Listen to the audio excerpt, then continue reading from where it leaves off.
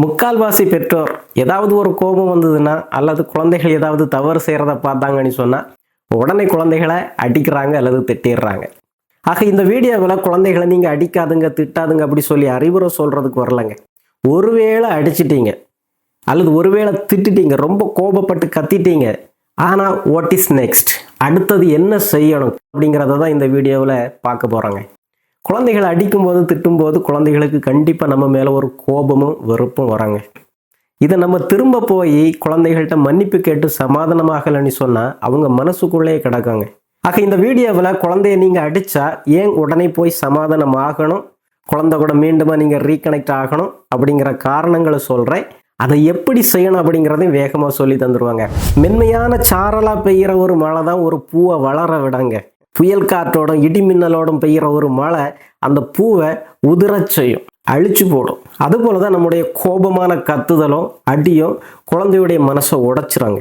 அங்கே மேற்கொண்டு எந்த திருத்துதலும் நடக்க போகிறதில்ல. குழந்தைக்கும் நமக்கும் இருக்கிற அந்த உறவு கட்டாகுது. குழந்தைக்கு நம்ம மேலே மேற்கொண்டு பாசம் வர்றதை அது தடுத்துருது. நம்ம கூட ஒரு உறவும் ஒரு பாசமும் இருந்தால் தானே குழந்தை நம்ம சொல்கிறத கேட்கும். குழந்தை நம்மள்கிட்ட இருந்து அன்பையும் நல்ல பழக்கங்களையும் கற்றுக்கும். அது மட்டும் இல்லைங்க, குழந்தைய கண்டமேனிக்கு திட்டி அடித்து அப்படியே போட்டுட்டு போயிட்டீங்கன்னு சொன்னால் குழந்தைக்கு ஒரு மிகப்பெரிய தாழ்வு மனம் வளருங்க. நான் எதுக்கும் பயன் இல்லாதவன், எப்பவும் அம்மாவிட்ட அடியும் திட்டம் தான் வாங்கிட்டு இருக்கிறேன், நான் எது செய்தாலும் தப்பாக தான் போகுது அப்படி சொல்லி குழந்தை ஒன்றிலேயே எதுவும் செய்யாமல் பின்வதுங்கும். அல்லது உங்கள் மேலே கோபத்தில் வெறுப்பில் கண்டதையும் செய்து நிறைய தப்புகளை செய்ய ஆரம்பிக்காங்க. குழந்தை எவ்வளவு பெரிய தப்பு செய்திருந்தாலும், அது உங்களுக்கு பெரிய கோபத்தை உருவாக்கி இருந்தாலும், குழந்தைய நீங்கள் எப்போ கை நீட்டி அடிக்கிறீங்களோ அல்லது திட்டுறீங்களோ குழந்தைக்கு நான் செய்தது தப்பு அப்படிங்கிறத உணர்றதுக்கு பதிலாக நீங்கள் செய்தது தப்பு அப்படிங்கிற ஒரு உணர்வை அந்த அடி திட்டு கொடுத்துறாங்க. ஆக குழந்தை உங்கள் மேலே கோபமாக இருக்குது.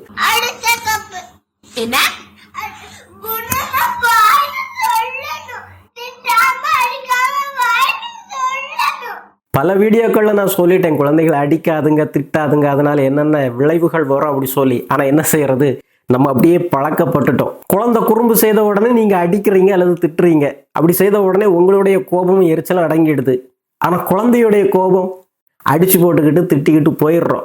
குழந்தை செய்தது தானே தப்பு, நான் எதுக்கு அதுக்கிட்ட போய் சமாதானம் ஆகணும், நான் எதுக்கு அதுக்கிட்ட போய் மன்னிப்பு கேட்கணும், அப்போ நான் செய்ததா தப்பு அப்படி சொல்லி நீங்கள் கேட்குறது எனக்கு புரியுதுங்க. ஆனால் அறிவியல் பூர்வமாக ஒரு குழந்தைய நீங்கள் அடித்த பிறகு திட்டின பிறகு அதனுடைய மனசில் முக்கியமாக மூளையில் நடக்கிற மாற்றங்களை நீங்கள் புரிஞ்சுக்கிட்டாலே குழந்தைகிட்ட போய் மன்னிப்பு கேட்குறதுக்கும் சமாதானமாகிறதுக்கும் நீங்கள் கண்டிப்பாக முன் வருவீங்க. அந்த சமாதானமாகிறது ரீகனெக்ட் ஆகிறதுக்கு பின்னால் இருக்கிற உளவியல் உண்மை என்னன்னா இதுதாங்க. குழந்தைய நீங்கள் கோபப்பட்டு திட்டினாலோ அடித்தாலோ குழந்தை உடனே சர்வைவல் மோடுக்கு போயிடுதுங்க. சர்வைவல் மோடுனா என்ன, ஒரு ஆபத்து வருது அப்படி சொன்னால் ஒன்று நமக்கு பலம் இருந்ததுன்னு சொன்னால் ஃபைட் பண்ண ஆரம்பிப்போம், டிஃபெண்ட் பண்ண ஆரம்பிப்போம். இல்லை நமக்கு பயமாக இருக்குது, நமக்கு எதிராக இருக்கிறவர் நம்மளோட சக்தியான ஆள் அப்படி சொன்னால் சரண்டராக ஆரம்பிச்சுடுவோம், நம்ம ஷட் டவுன் பண்ண ஆரம்பிச்சுடுவோம்.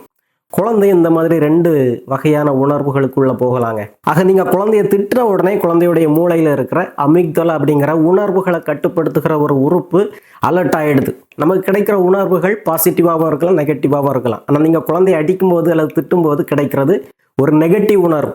ஆக இந்த அமிக்தலா ஆபத்துடா அப்படி சொல்லி ஒரு எச்சரிக்கையை கொடுத்த உடனே உடம்பு முழுவதும் கோர்டிசோல் அப்படிங்கிற ஒரு எதிர்மறையான ஹார்மோன் அது சுரந்துருது. சுரந்தா குழந்தை ஒன்றிலேயே பய உணர்வால் நிரப்பப்பட்டிருக்கும் அல்லது கோப உணர்வால் நிரப்பப்பட்டிருக்கும். ரெண்டுமே எதிர்மறையான உணர்வுகள். ஆக குழந்தைய நீங்கள் அடித்த உடனே அல்லது திட்டின உடனே குழந்தைக்கும் உங்களுக்கு இருக்கிற அந்த கனெக்ஷன் கட் ஆகிடுதுங்க. மேற்கொண்டு நீங்கள் என்ன சொன்னாலும் அந்த குழந்தையுடைய மனசில் விழ போகிறதில்ல. இது ஒரு ஃபோனில் சிக்னல் கட் ஆகிறது போல. ஆக குழந்தைய அடித்தாலோ திட்டினாலோ அப்படியே விட்டுட்டு போயிடக்கூடாதுங்க. குழந்தை கூட ரீகனெக்ட் ஆகிறதுக்கான முயற்சிகளை பெற்றோராக இருக்கிற நீங்கள் தாங்க செய்யணும். குழந்தைகிட்ட போய் சமாதானமாகனாதான் குழந்தை மீண்டுமா உங்கள் கூட கனெக்ட் ஆக தொடங்கும். உங்களை மன்னிக்கிறதுக்கும் நீங்கள் சொல்கிறத பக்குவமாக கேட்குறதுக்கும் ஆரம்பிக்கும். அதுதான் திருத்தலுங்க. அடித்து போட்டால் மட்டும் ஒரு குழந்தை திருந்திட அப்படி சொல்லி எதை வச்சுங்க நம்ம நினைக்கிறோம். அடிக்க திட்ட குழந்தைக்கும் நமக்கு இருக்கிற அந்த பாசம் அப்படிங்கிற உயர அந்த தான் போயிட்டு இருக்குமே தவிர ஒருபோதும் திருத்துதலும் நடக்காது. நம்ம மேலே அந்த குழந்தைக்கு ஒரு மரியாதையும் ஒரு அன்பும் வரவே செய்யாதுங்க. வழக்கமாக குழந்தைகள் நம்மக்கிட்ட இருந்து தான் உணர்வு ஆளுமைகளை படிச்சுக்கிறாங்க. இப்போ ஒரு கோபத்தில் குழந்தைய அடித்து போட்டீங்க, ஆனால் அப்படியே போயிட்டீங்கன்னா குழந்தை என்ன நினச்சிக்கும், நானும் எனக்கு கோபம் வந்து மற்றவங்களை அடிக்கலாம், மன்னிப்பு ஒன்றும் கேட்க தேவையில்லை, நான் போயிடலாம், அவங்க செய்ததுன்னா தப்பு அப்படின்ன ஒரு உணர்வு இருக்குங்க குழந்தைகிட்ட. குழந்தைய கோபத்தில் அடிச்சிட்டீங்க, ஆனாலும் நீங்கள் கொஞ்சம் பொறுமையாக அந்த குழந்தைகிட்ட இறங்கி போய் மன்னிப்பு கேட்குறீங்க, சமாதானமாகறீங்க அப்படின்னா, நீ எனக்கு முக்கியண்டா அப்படிங்கிறத சொல்லாமல் சொல்லிடுறீங்கங்க. உன்னுடைய அன்பை, உன்னுடைய உறவை நான் விரும்புகிறேன் அப்படின்னு இறங்கி வர்றீங்க.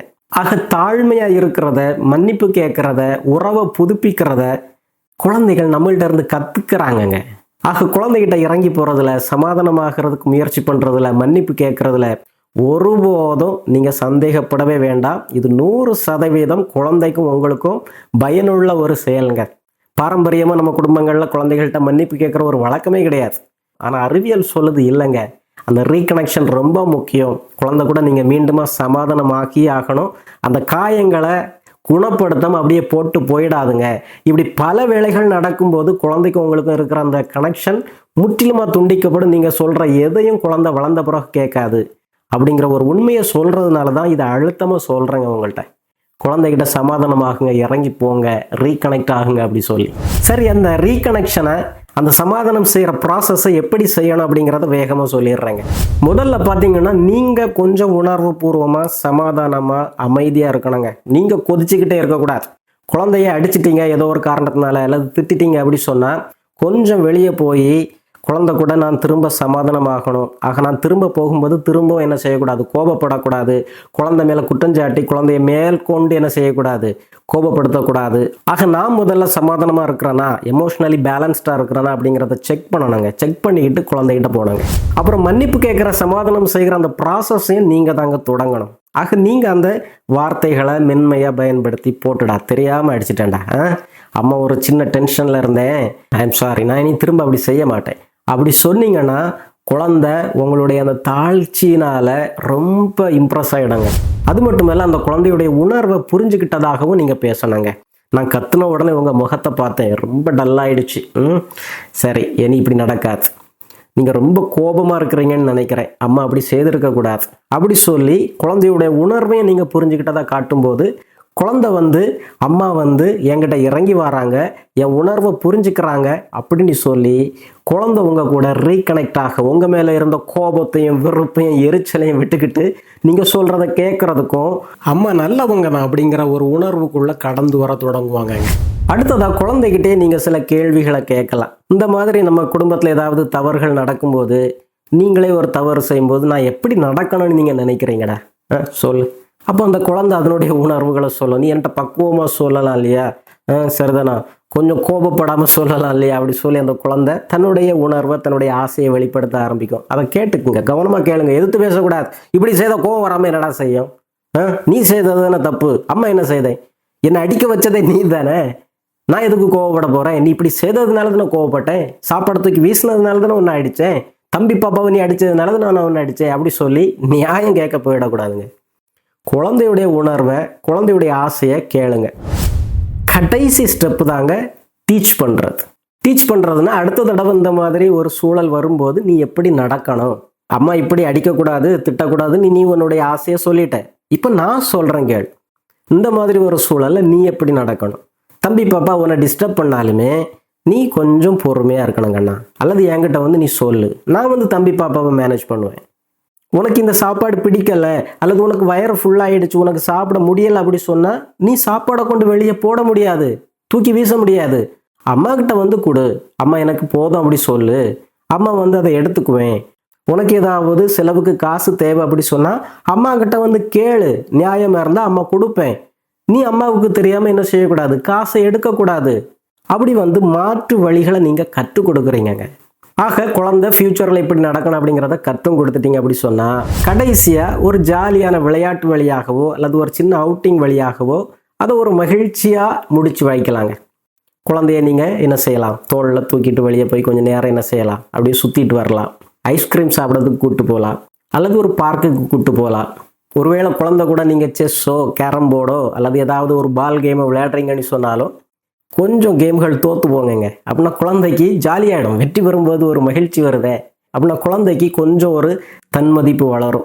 அதனால் அந்த குழந்தை நான் நிறைய வெற்றி பெறுறேனே, அம்மாவை விட நான் நிறைய சக்ஸஸ் ஆகிறேனே அப்படி சொல்லி ஒரு இயல்பான நிலைக்கு குழந்தை வேகமாக வர்றதுக்கு வாய்ப்பாக இருக்காங்க.